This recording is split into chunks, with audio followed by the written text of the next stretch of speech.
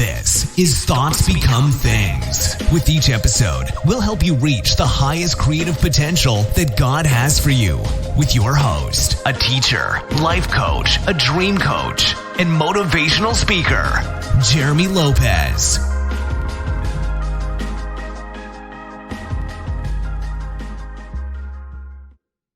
Hello again, everyone, and welcome to another podcast of Thoughts Become Things. I'm Jeremy Lopez, and looking forward to being with you guys today on this amazing Wednesday. It's a beautiful day so far, and I hope wherever you are in the world, hope you're having a great day. If it's Tuesday or Wednesday for you, or Thursday, or in the future, hey, I hope you're having a good day as well. So I'm excited today. I want to talk to you guys about something a little different that was impressed in my spirit. You know, I had a series that came out a while back, and it was called Attracting Your Godly Spouse. And it's actually a dynamic series with a study guide, a workbook, two books. So it's a total of 4 books, but it's a workbook, a study guide, a book called Attracting Your Godly Spouse, and then another book with it that's actually called Law of Attraction for Difficult Spouses. And that's a different catchy title, is it not? But I wanted to be able to bring forth this series because we have sold thousands of them, literally. Like, there's so many people who get this series that says, you know, either I'm in a relationship, in a marriage, or been praying for one, you know, to be in a relationship for years now. Either way, whatever side of the fence you're on, this series is for you, because I deal with everything from those who have not been in a relationship to those who've been in a relationship for so long that there's not a whole lot of communication, there's not a lot of spark and fire and flame left. And so I help people to be able to get that back, and I help people to be able to attract the spouse that they want to see come out of the other one. And the great thing about this series is it has nothing to do with manipulation. Like, you know, you're going to manipulate that person to be what you want them to be. Life is about free will. Life is about adventure, but it's also about creativity. It's also about allowing ourselves to create. You know, we use the word evolve or create or evolve, whatever word you want to use, but the truth is that we can always create ourselves into a new persona, create ourselves into being a better version of ourselves, the version that God created us to be in this now moment, to where I can receive everything He has for me today, knowing that this is the day the Lord has made. So I can begin to choose today on what I need to be able to be the representation of me, to be what it is that God is bringing to me that day, of what I need so I can face it and be present now. And so when we're dealing with attracting your godly spouse in the series, which I'll talk about just a little bit today, but first and foremost, I want to highly encourage everyone to go to the website, identitynetwork.net, and just put in attracting your godly spouse. Those 4 words, attracting your godly spouse, and it'll pull up the series. And I would say download the series as ebooks right then and there, or just order them as paperbacks. But I'm telling you, I've had so many people tell me, I found my spouse. My spouse and I reconciled. I've been waiting for 10 years, and now I've got the spouse of my dreams. You know, I walked into my life here. So no matter what side of the fence you're on, this is for you. So get that today. So when we deal with attracting your godly spouse, let me say this. We've heard it said before, you have to make room for them. You know, one of the things that statistically, that you hear, said about single people is the longer you're single, the more selfish you become. And it doesn't mean that you meant to be selfish. It doesn't mean you're like me, myself, and I. What it means is you get accustomed to building and creating your own world of knowing and feeling what that will look like for you. So therefore, if you're used to, let's say, spending your own money for 15 years and all of a sudden you meet somebody, it's going to be a little tough, to be able to bring forth that trust issue, to even bring forth, maybe if you want to have your own, personal, a joint checking account, which might be difficult. No matter what the case may be, bringing you into that we and us mentality from me, myself, and I, it can be difficult sometimes. It can be a little tough. So you don't mean to get in a selfish mode of, let's say, I'm used to sleeping on this side of the bed. I'm used to buying what I want to. I'm used to taking my own vacations. I'm used to making my own decisions. I mean, in everything you do, there tends to be a selfish to that. But it's not an ungodly selfishness. It's basically a selfishness that you're used to looking out for you, and you should, right?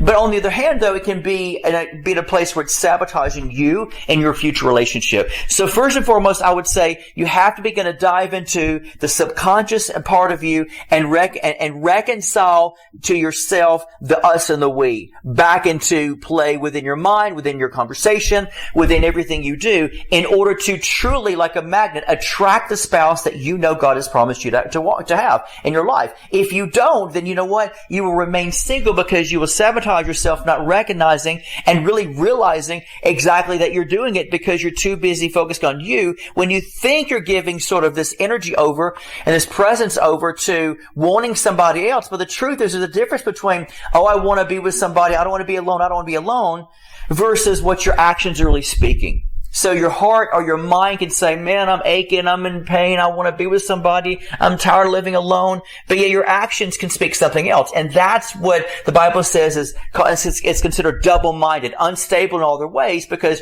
you're saying one thing, but you're living out another.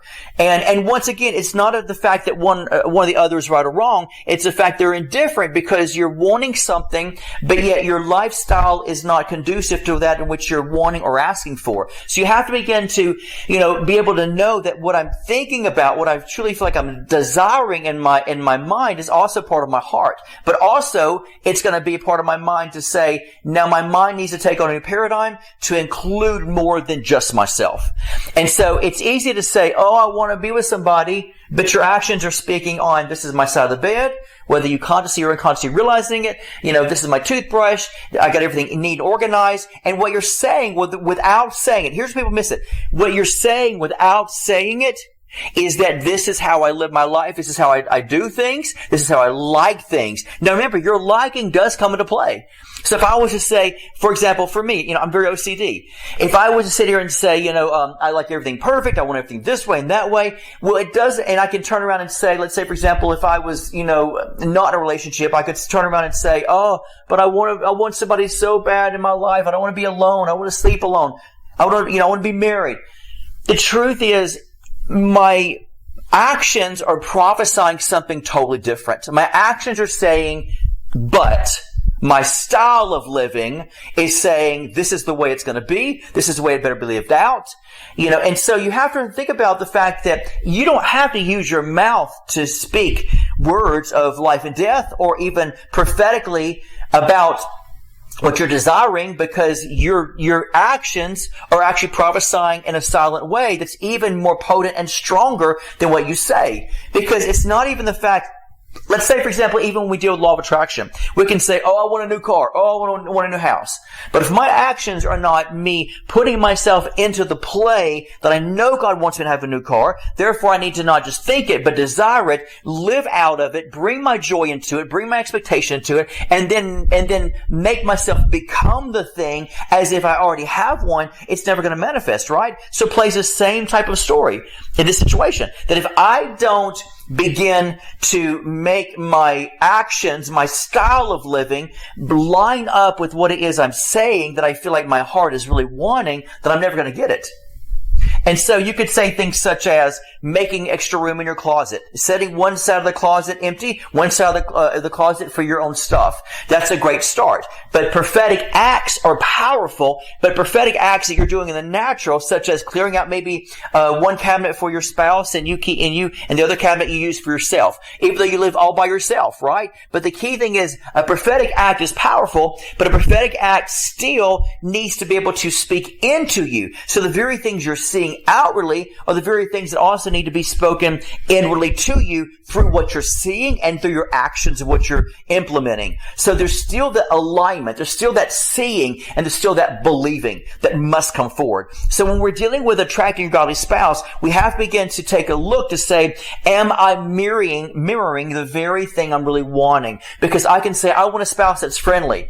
But here's my question to you. No condemnation, but how many relationships have you been into that, let's say, for example, ended bad? And maybe you keep on saying, it's always him, it's always him, it's always him, it's always him. Not recognizing that the mirroring effect is saying that you will, and this is one thing people have a problem with, but it's a reality. You can only attract into your life the very thing that you are. End of discussion. It doesn't mean you're evil, you're bad, but if you're sabotaging your relationships because it's always their fault, why do I keep on attracting the same person? You can only attract the thing that you are.